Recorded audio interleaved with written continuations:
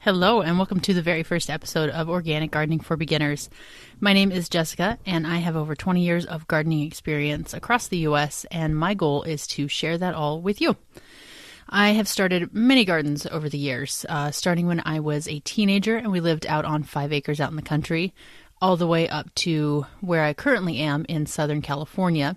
I am a military spouse, which means that every couple of years we move and I start over again. So I have gardened up in the Pacific Northwest in Southern California and also down in the Southeast in South Carolina, where my garden was less than successful battling through bugs and humidity and hurricanes. So I'm happy to be currently in Southern California, where it is much more ideal to garden.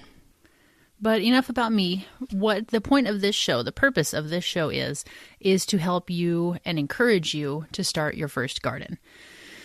Maybe you've tried in the past and you haven't been successful. Either your seeds didn't sprout or you got some things going but ended up losing them to weather or to bugs, or maybe even your kids pulling things out of the garden. That's happened to me. And you want to try again. But the problem is sometimes it's easy to get overwhelmed. It's easy to get busy. It's easy to feel like you missed the ideal planting time. And really what I want to help with is helping you not get preoccupied with that and just get started. No matter, honestly, what time of year it is. Even if it's in the dead of winter, there are still things you can do to help get going on your garden. And just for a little bit of context, I am a stay-at-home mom to an almost 2-year-old and an almost 4-year-old. So I definitely understand the pains of feeling like you have not quite enough time, not quite enough headspace to keep track of everything. So I can completely relate on that. But that does not mean that you can't get out to the garden and start growing some pretty flowers, start growing just a little bit of food to bring home into your house for your family. And the joy of gardening is truly something that I love to share with people. So that is why we are here. Some of the topics that we'll be diving into are looking at bigger picture topics like companion planting or planning your garden, summer chores to do to keep it maintained and productive. And then we'll also go into the smaller topics such as specific plants, specific planting methods, how to choose the right plants for your garden depending on what the purpose is. So the goal really is to avoid the overwhelm, to break things down into bite-sized chunks, and with each episode to leave you with something that you can put into practice, something that you can work on.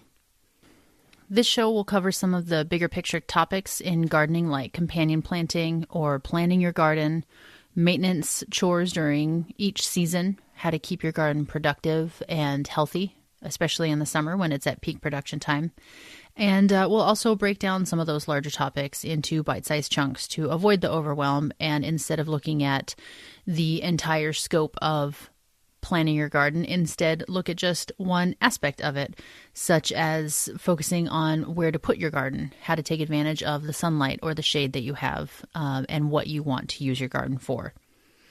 Some episodes will focus on one plant or a group of plants, perhaps talking about zinnias or shade-tolerant veggies. Some episodes will definitely help you learn from my mistakes. I have no shame in sharing my garden failures, my lessons learned, and helping you skip some of those, like trying to start lettuce in July. I really don't recommend anybody does that.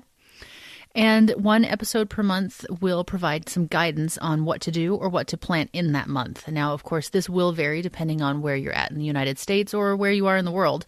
But in general, there are common themes that you can apply across the months, no matter where you're at, that can help you stay on top of your garden or get prepared for your upcoming season. Now, hopefully what you've heard so far has helped you think to yourself, hey, this show sounds like it's just for me. I really want to get started with my garden. But in case you're not sure yet, here are a few people that I think about when I am recording these episodes and when I'm planning out episodes for this show. This podcast is for the person who wanders the farmer's market and looks at all those beautiful displays of produce, of flowers, of all the fruits and vegetables that the farmers have brought in, and they think, man, I really want to grow that for myself. I want that coming right out of my backyard, straight into my kitchen, where I can grow it all myself and cook it up. This show is for the person who has bought packets of seeds that either they forgot to plant, chose not to plant, Or maybe they did plant them and they didn't sprout, or they sprouted for a couple of weeks and then they died. It's not too late to try again. This show is for the person who wants to grow some of their own food for themselves and their family. You know that local food is awesome. You know that fresh food is even better. That when it comes straight out of the ground and into your kitchen, that it still has its freshness, its nutrition, its vitality that you want to bring into your kitchen to feed you and your family. This show is for the person who loves beautiful flowers and wants a fresh bouquet on their kitchen counter every week. I love growing flowers, not only for me, because yes, they are gorgeous, they are pretty, they're romantic, and just so fun to look at, but they also are amazing for the local pollinator and bird populations, and I love seeing those come into the garden. You will definitely hear me talk about my hummingbirds that I'm always trying to bring into my garden. And lastly, this show is for the person who just doesn't know where to start and needs a hand to figure it out. The person who has this picture in their head of what they want their garden to look like, the food they want to grow in it, the flowers they want to grow in it, the aspirations that they have for their garden that they've seen in magazines, on TV, in their neighbor's yard, and they're just not sure how to start. This show is most definitely for you. When you listen to this show, you'll get tips and advice from me, who has been gardening for over 20 years. As I mentioned before, I've grown in Washington, in Southern California, in South Carolina. So I know that there are struggles and hurdles with different climates, with getting used to new areas and the different kind of weather patterns that you might be used to. You'll definitely get the real scoop on starting your garden with simple steps. It's not difficult to get a garden started, but there are some things to think about, and it can be easy to get overwhelmed with the things that you need to do. And if you are starting your garden on a tight budget, I absolutely have some tips for you on how to do this without dropping a bunch of money on fancy raised beds or extra garden materials that honestly you really don't need when you're just getting started out.